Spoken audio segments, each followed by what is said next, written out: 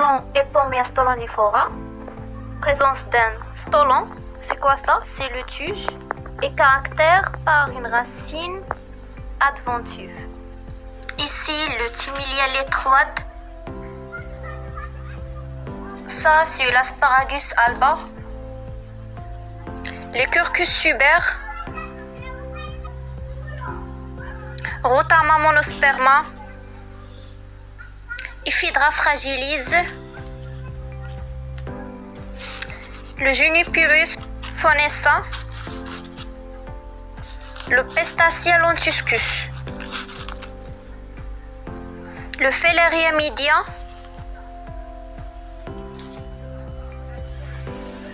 Le Juncus.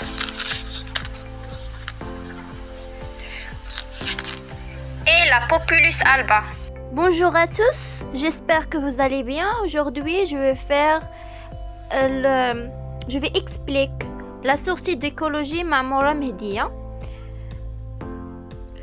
On commence par un rappel de c'est quoi un écosystème. Un écosystème, c'est étude scientifique des interactions entre les êtres vivants et leur milieu. Puisqu'on a dans une région Rabassa al-Knetra, l'étage bioclimatique, c'est le subhumide. On a dans la première arrêt, la première station, c'est la plage de Mehdia. L'écosystème de la plage de Mehdia, c'est littoral ou bien côtière. Il y a des facteurs qui contrôlent, donc c'est facteur hydrique et le facteur climatique. Quand on parle de la facteur climatique, on parle de vent, la température, l'humidité, la pression atmosphérique, la précipitation. Donc pour le vent, il y a fonction directe et indirecte. Fonction directe sur la création des vagues, la création des dunes, et indirecte pour l'influence des végétaux par l'évapotranspiration.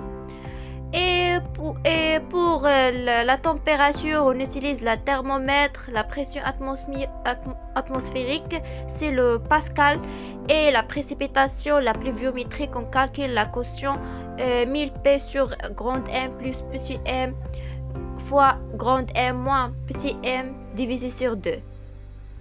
Et pour les facteurs hydriques, il y a la texture qui est sol sableux à pH neutre. La différence entre la texture et la structure, c'est que le texture, on parle de la nature de sol, soit sableux, limon, argileux. Et pour la structure, on parle comme granulaire, lamellaire. Ensuite, on va faire une coupe, un profil. Donc la première chose qu'on va orienter, qui est l'ouest ou le est, le nord ou le sud. Donc la mer, l'ouest. Ensuite vers le premier cordon dunaire, c'est l'ouest. Dans l'océan Atlantique, ensuite la première bande, il y a le balancement du mer. Et ensuite on va voir la première plante qui est l'Eryngium maritimum. Pour cette espèce, il y a une racine spécifique qui est racine pivotante. Ensuite, on va voir une partie qui est absence des végétaux. Et après ici, on va voir les espèces comme l'Epomia stolonifera qui est caractère par une racine adventive et tige stolon, et Ammophila aronaria caractère par une racine fasciculaire sont des monocotylédons. On va faire un rappel la différence entre mono et dicotylédon. La monocotylédon a un seul cotylédon, nervation parallèle et trimaire. Et pour le dicotylédon, deux cotylédons. La nervation soit peinée, palmée, etc. et son pentamère. Ces trois espèces présentent trois types de racines pour le même type d'adaptation dans la zone de balancement du mari. Ce sont des espèces pionnières, herbacées, vivaces et psammophytes. Quand on parle de psammophytes, ce sont des plantes adaptées au sol sableux. Et le pionnière, c'est la première plante à poser dans un sol vide ou abîmé. Et pour la deuxième station ou bien la deuxième arête à côté de la plage, on va remarquer que la température devient plus chaude. Le sol sableux avec un couleur foncé à cause de la présence du débris de végétaux.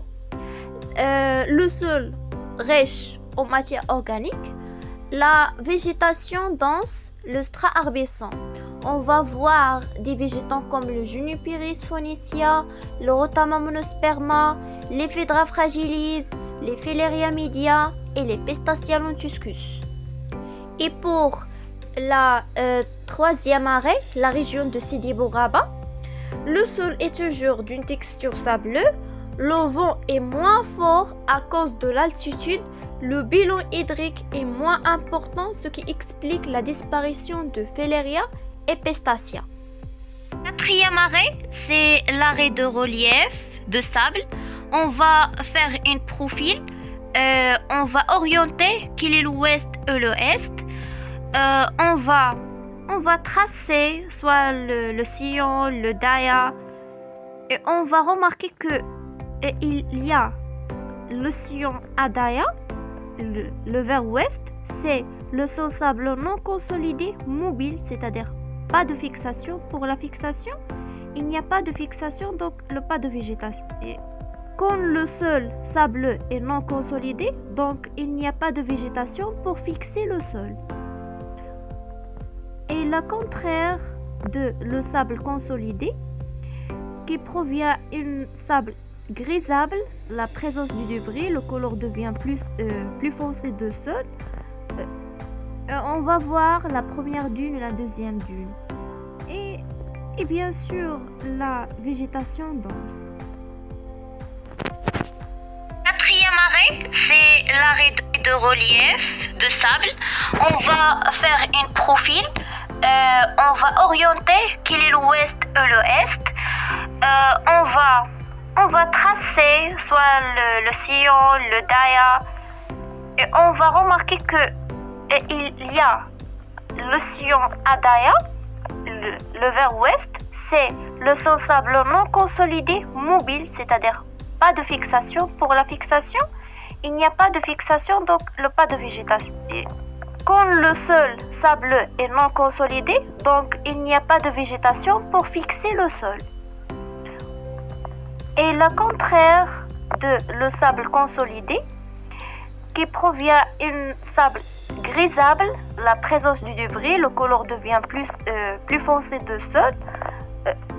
On va voir la première dune et la deuxième dune.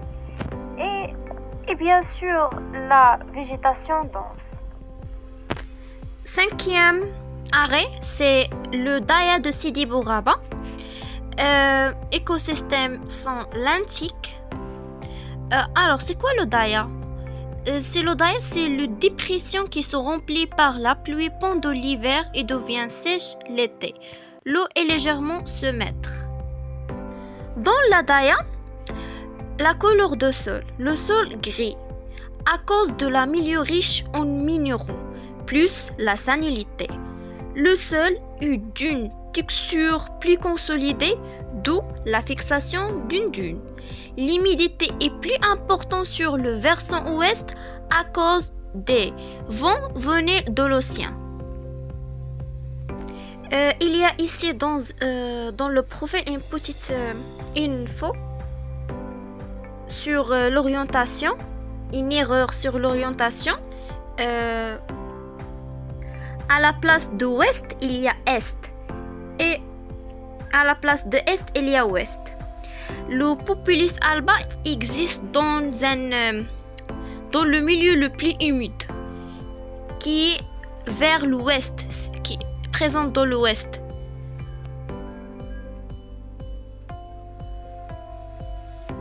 En est, on va voir dans la ceinture le Juncus, le Phragmite ensuite le Phragmite australis, le Juniperus, le Rotama, le Felleria et le Pistacia.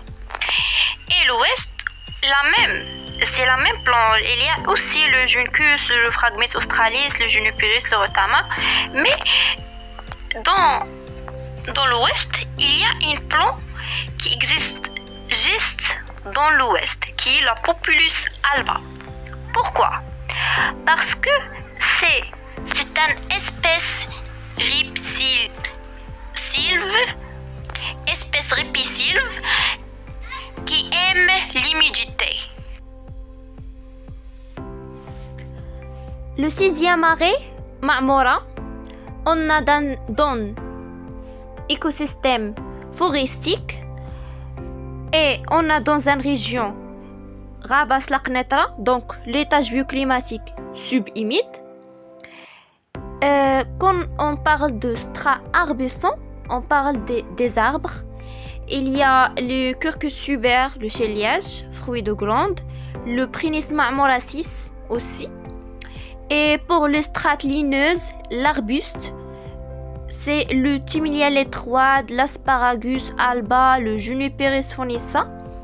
Et ici, c'est le sol sableux rouge Méditerranée. C'est un calcifuge, ne trouve pas dans les terrains calcaires et caractère par l'acidité de sol, riche en matière organique, des pauvres de calcium.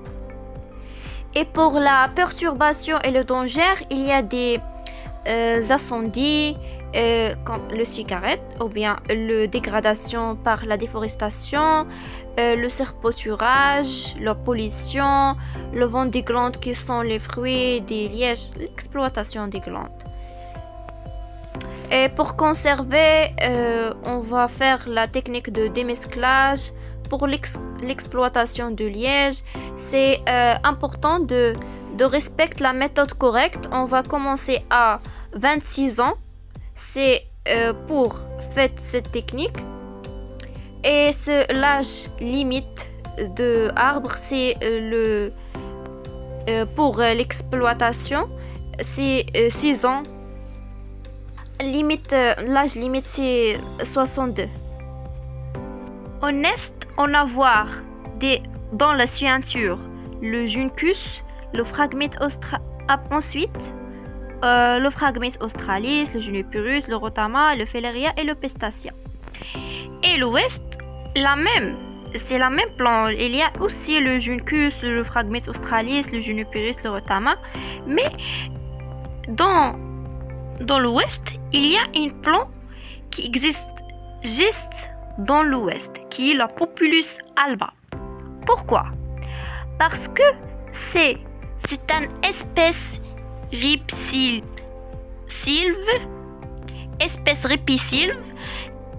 qui aime l'humidité.